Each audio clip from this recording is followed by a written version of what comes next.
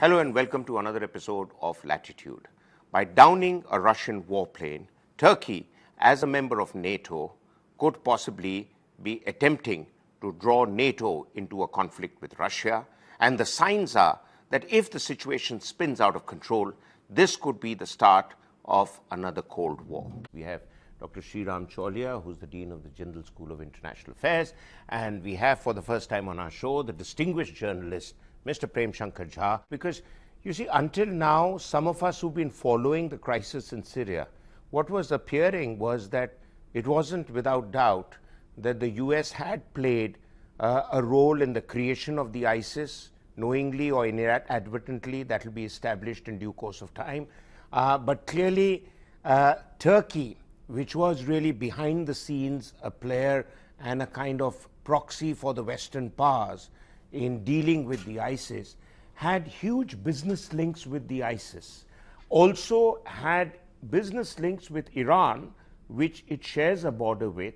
And what I'm seeing now, that the Shia-Sunni rivalry we talk about in the Middle East is more likely to be pronounced between Turkey and Iran than Saudi Arabia and Iran. Is that your view too?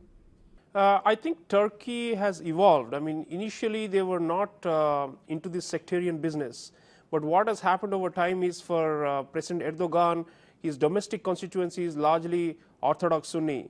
And he has tried to mobilize that voter base. He has won a major election recently, against Kurdish interests and against talking about Alevis who are Shias in Turkey as a fifth column of Iran and so on. So it has become tense over time.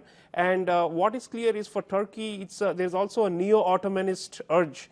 They used to control most of these Arab territories, including Syria, until the fall of the Ottoman Empire. And Erdogan fashions himself as a kind of a neo-Ottoman sultan, if you like. And in many ways, they have found ISIS to be convenient to counter what they consider to be threats to Turkish interests, beat the Kurds, beat Iran, and so on. So I think the Turkish game has been kind of a neo-colonial one, and unfortunately, it has come at the expense of rising Islamic extremism and fundamentalism in the region.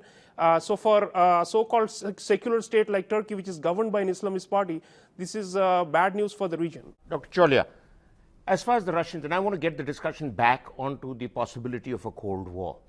How do you, in the near future, see the situation panning out in the light of the Russian jet having been shot, in the light of the fact that Russia is beginning to move missiles and aircraft carriers closer to the area, the geographical area where the conflict is taking place, and in the light of the fact that there is still a great deal of reluctance on the part of the Americans to call a spade and actually address the truth. In fact, a Chinese newspaper has gone on record to say that really they are all leading us towards a Cold War situation, but they are still operating in a mindset which is far behind the 21st century. Is that true? There's one counterweight to the Cold War scenario panning out, which is Barack Obama.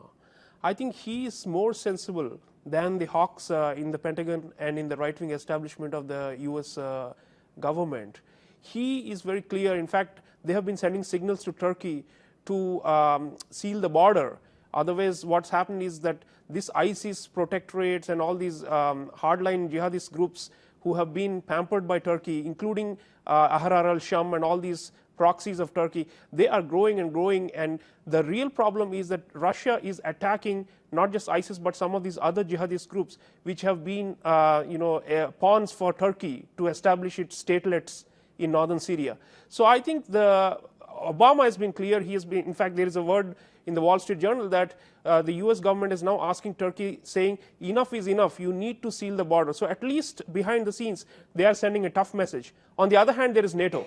On the other hand, there is the Turkish alliance with the Europeans and with the Western powers. So one would hope that the discord within NATO will help prevent this full-fledged Cold War, because there is no binary. Right. In a way, Turkey is pursuing its own agenda as well. Dr. Chaulia, Turkey has always played its card in multiple directions, particularly with reference to the Middle East. It is a kind of doorway for Middle East citizens to get into Europe.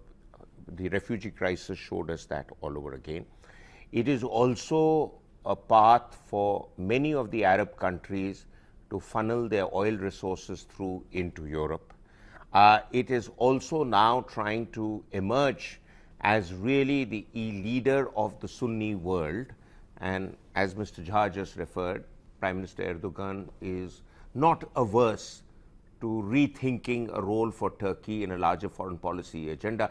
But all writings that I've read is showing that Turkey now needs to revisit its foreign policy goals. It's got it all wrong. Do you agree?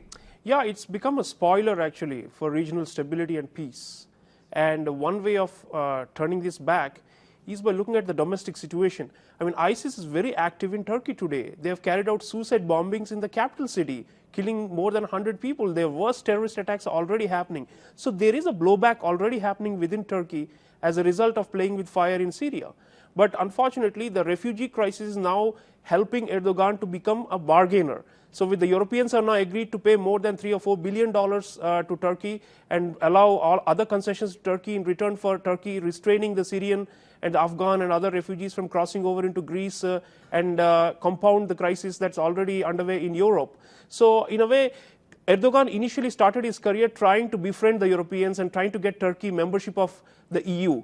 After he was rebuffed, he turned towards the Arab world and trying to dominate it. Now, in a way, he's going back to European good favor. So I think overall, if you see, Turkey had a very idealistic policy of no problems neighborhood and zero problems, the Davutoglu doctrine, all these were praised, but it has fallen apart. And part of this has to do with, I agree with Mr. Jha that Erdogan is power drunk, he keeps winning elections, so he believes that he has got the mandate of the people and that he is above criticism and above reform. Dr. Chaulia, a short question.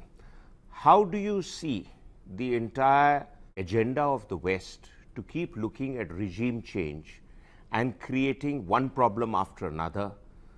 They did it in Iraq, they're now trying to do it in Syria, they've done it in Libya. All of them have had huge fallouts. A, is this going to work in Syria? Because I see they're trying to get to a compromise. B, which is the next country possibly on the Western agenda?